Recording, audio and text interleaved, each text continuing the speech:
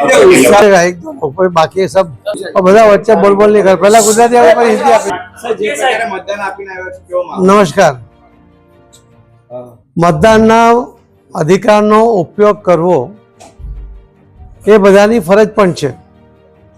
આપણે એને અધિકાર માનીએ છીએ, પરંતુ મતદાન કરવું આપણું કર્તવ્ય છે એ ભાવના હજુ આપણા મનમાં એટલી પ્રજ્વલિત થઈ નથી. હું મારા ફેમિલી સાથે, મારી મધર લગભગ 89 વર્ષની એમની ઉંમર છે, એ પોતે પણ મતદાનમાં અમારી સાથે જોડાયા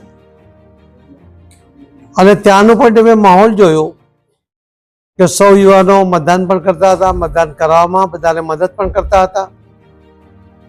બહેનો પણ અને સિનિયર સિટીઝનો પણ લાઈનમાં ઊભા રહીને પણ મતદાન કરતા હતા. એ જ બતાવે છે કે આપણી લોકશાહી મજબૂત છે. આપણા દેશને, આપણા રાજ્યને, આપણા શહેરને મજબૂત કરવા માટે, આપણા અધિકારનો ઉપયોગ કરીને અધિકાર પ્રાપ્ત કરવા માટે, કેમ કે આપણે મતદાનનો અધિકાર કરીશું તો જ આપણને બાકીના અધિકાર પ્રાપ્ત થાય છે.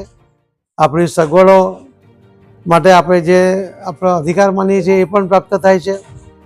અને એટલા જ માટે મતદાનના અધિકારનો ઉપયોગ કરીને આપણા અધિકારો પ્રાપ્ત કરવા માટે મતદાન કરવું અત્યંત આવશ્યક છે.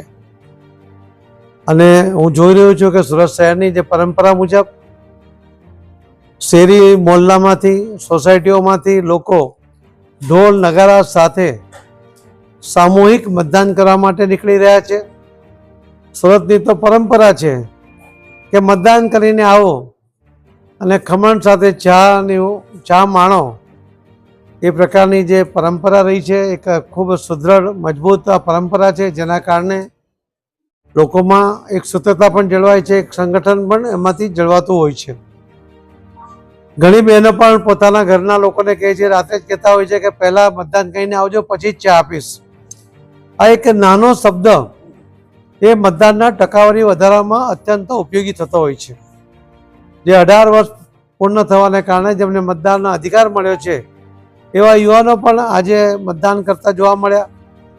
મેં એમને હાકલ પણ કરી કે તમે તમારા મતદાનનો અધિકાર કરીને સંતોષ નહીં પામતા, પરંતુ તમારા ઘરના તમામ લોકો, વડીલો, સિનિયર સિટીઝનો, એમની પાસે મતદાન કરાવો, એમને મતદાન કરવામાં મદદ પણ કરો.